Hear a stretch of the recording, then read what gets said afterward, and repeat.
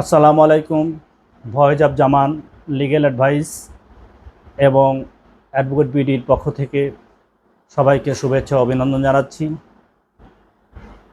দেশে এবং বিদেশে, দূরে এবং কাছে যে যেখান থেকে ভিডিওটি দেখছেন, সবাইকে আমার এই ভিডিওটি লাইক, কমেন্টস ও শেয়ার করার জন্য অনুরোধ রাখছি। আপনাদের অনুপ্রেরণা এবং জিজ্ঞাসিত বিষয়ে আমি ভিডিও বানাতে অনুপ্রাণিত হই। আজ আপনাদের সামনে একটা গুরুত্বপূর্ণ বিষয় নিয়ে কথা বলবো। সেটা হলো, আপনারা যদি গৃহায়ন এবং রাজুকের কোনো প্লট, ফ্ল্যাট বা জমি ক্রয় করার জন্য ইচ্ছুক হয়ে থাকেন বা সিদ্ধান্ত নিয়ে থাকেন, সেক্ষেত্রে আপনার করণীয় কী? এখানে একটা গুরুত্বপূর্ণ বিষয় রয়েছে যে আপনারা মনে রাখবেন, রাজুক বা গৃহায়নের কোনো ফ্ল্যাট, জমি ক্রয় বা বিক্রয়ের ক্ষেত্রে কিছু নিজস্ব বিধিমালা রয়েছে, যা রাজুকের নিজস্ব আইনে এবং গৃহায়নের নিজস্ব আইনে বিধিবদ্ধ রয়েছে। কেউ যদি রাজুক কর্তৃক বরাদ্দকৃত কোনো প্লট, ফ্ল্যাট বিক্রয় করতে চান, হস্তান্তর করতে চান, হেবা বা হস্তান্তর করতে চান, সেক্ষেত্রে অবশ্যই তাকে রাজুক বা গৃহায়নের বরাবর নির্দিষ্ট ফর্মে আবেদন করতে হবে। নির্দিষ্ট ফর্মে সে আবেদন করবেন যে আমি অমক এইভাবে এই ফ্ল্যাট বা প্লটের মালিক, এবং সে কাকে হস্তান্তর করতে চাচ্ছেন তারও ডিটেলস সব কিছু নির্দিষ্ট ফর্মে লিপিবদ্ধ করার মাধ্যমে সমস্ত ডকুমেন্টস এবং একটা ফি প্রদান সাপেক্ষে আবেদন করবেন।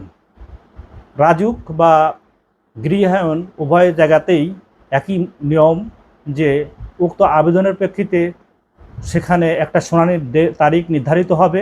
উক্ত শুনানির তারিখে হস্তান্তরকারী, অর্থাৎ যিনি হস্তান্তর করতে চাচ্ছেন বা বিক্রয় করতে চাচ্ছেন, আর যিনি গ্রহীতা বা গ্রহণ করতে চাচ্ছেন, উভয়ই উক্ত শুনানির তারিখে রাজুক অথবা গৃহায়নের নির্দিষ্ট অফিসে হাজির হয়ে শুনানিতে অংশ নিতে হবে।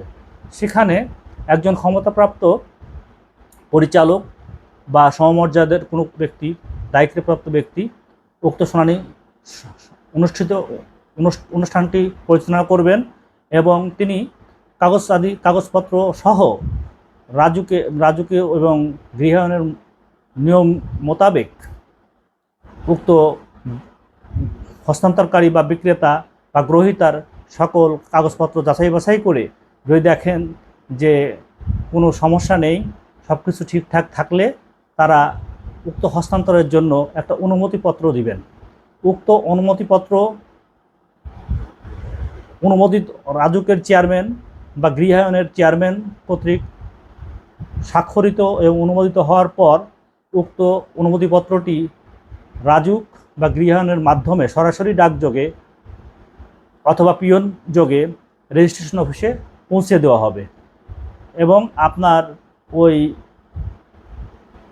হস্তান্তর বা রেজিস্ট্রেশনের নির্ধারিত তারিখে রেজিস্ট্রেশন সাব রেজিস্ট্রার অফিস উক্ত চিঠিটি প্রথম দেখবেন যে রাজুক বা গৃহায়নের কোনো অনুমতিপত্র আছে কি না।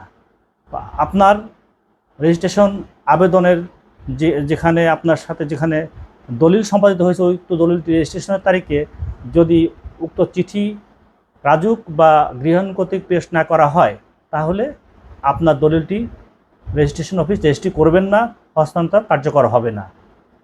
তো বিষয়টি অত্যন্ত গুরুত্বপূর্ণ। কেউ যদি রাজুক বা গৃহায়নের পুরো সম্পত্তি, ফ্ল্যাট ক্রয় করে থাকেন বা করতে চান, তাহলে বিষয়টি লক্ষ্য রাখবেন যে রাজুক বা গৃহায়নের উক্ত বিধি মোতাবেক উক্ত হস্তান্তরের বিধান বা চিঠিটি প্রদান সাপেক্ষে রেজিস্ট্রি অফিস একমাত্র উক্ত দলিলটি সম্পাদনের পর রেজিস্ট্রেশন করবেন, অন্যথায় কোনোভাবেই সেখান থেকে উক্ত ফ্ল্যাট বা জমিটি বা প্লটটি রেজিস্ট্রেশন করা সম্ভব নয়। সবাইকে ধন্যবাদ। উক্ত তথ্যটি আপনাদের আশা করি কাজে লাগবে, উপকৃত হবেন এই প্রত্যাশায় আজকের মতো রাখছি। আল্লাহ হাফেজ।